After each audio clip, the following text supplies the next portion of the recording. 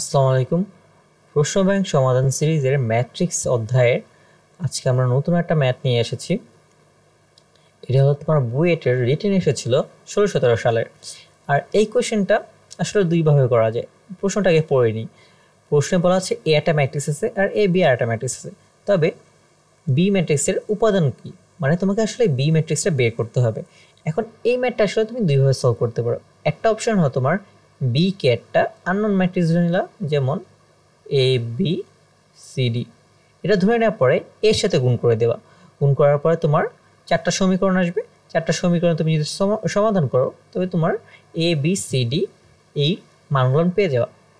আচ্ছা, এইটা একটু তোমার টাইম লাগবে। তো আমরা একটা কাজ করি, আমরা সহজ পদ্ধতিতে করার চেষ্টা করি। যেহেতু আমাদের বুয়েটে টাইম কম থাকবে, তার মানে আমাদের সহজ পদ্ধতিতে করাই বেটার হয়।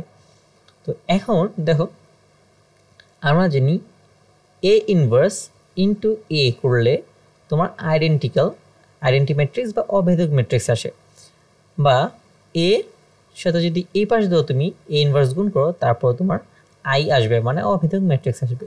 তো এখন দেখো, এ ম্যাট্রিক্স আছে, বি ম্যাট্রিক্স আছে, এ ইন্টু বি ম্যাট্রিক্স আছে।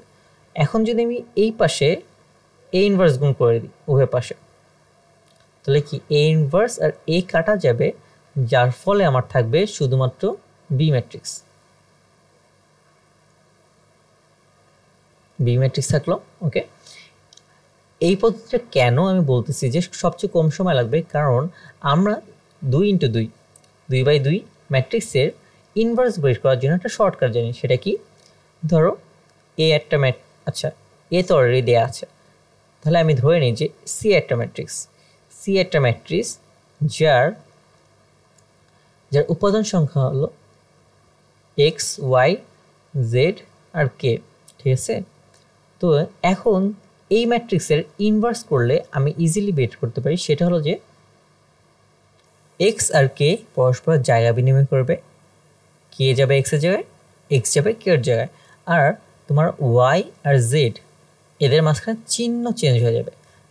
প্লাস থাকলে মাইনাস হবে, মাইনাস থাকলে প্লাস হবে, ডিভাইডেড বাই, আচ্ছা আমি এদিকে করে দিচ্ছি, ডিভাইডেড বাই এই ম্যাট্রিক্সের মানটাকে আমি আবার এভাবেও লিখতে পারি, এক্স কে মাইনাস ওয়াই জেড। ঠিক আছে, আচ্ছা যেহেতু এটা এতটাই সহজ, তাহলে আমি এই ম্যাট্রিক্সের ইনভার্স বের করে ফেলি। এ ইনভার্স এখানে গুণ করি, 4 ইন্টু 1 থাকে তোমার 4, 2 ইন্টু 3 থাকে তোমার 6। আচ্ছা, এখন এর ইনভার্স 1 আর 4 পরস্পর জায়গা বিনিময় করবে, 1 4 মাইনাস 2 মাইনাস 3। ঠিক আছে, এটা হলো আমার এ ম্যাট্রিক্স। তো এ ম্যাট্রিক্সটা যদি আমি ভালোভাবে এখন লিখি, এটা হাফ আসে, মাইনাস হাফ আসে।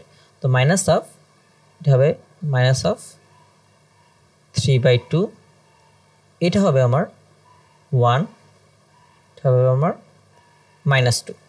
ঠিক আছে, এই পার্টটা ক্লিয়ার। এখন আমার যেটা করার কথা ছিল, এ বি গুণ করলাম -হাফ 3/2 1 2 ইন্টু 10 17 4 7। আচ্ছা, একটা জিনিস মনে রাখবা, ম্যাট্রিক্সের গুণের ক্ষেত্রে তোমার কিন্তু অবশ্যই অর্ডারটা ম্যাটার করবে। এইখানে আমি এ ইনভার্সটা আগে গুণ করেছি, তার মানে এইখানেও আমার এ ইনভার্সটা আগেই গুণ করতে হবে, পরে গুণ করতে পারবা না। পরে যদি গুণ করো তাহলে সেটা ভুল হবে। আচ্ছা, এখন গুণ করে নিই। এই গুণটা তুমি যেহেতু বইটা পরীক্ষা দিচ্ছ, তাহলে অবশ্যই তোমার ক্যালকুলেটারে করা ভালো। এখন আমি যদি হাতে গুণ করি আমার টাইম লাগতে পারে, আর তোমার অনেক সময় ক্যালকুলেশন মিস্টেক হতে পারে। তাতে মানে তুমি হাতে ক্যালকুলেটর করে ফেলো। ম্যাট্রিক্সের গুণ সবসময় এই শেপে হয়, তার মানে এর সারিটা এর রোর সাথে গুণ হবে। ঠিক আছে, তো -5, এটা হলো বি ম্যাট্রিক্স। তো উপাদান সমূহ হলো তোমার 1 2 2 3। ঠিক আছে, ক্লিয়ার। আচ্ছা, তো এই ম্যাথটা যদি তোমরা বুঝে থাকো তাহলে অবশ্যই কমেন্ট বক্সে জানিও,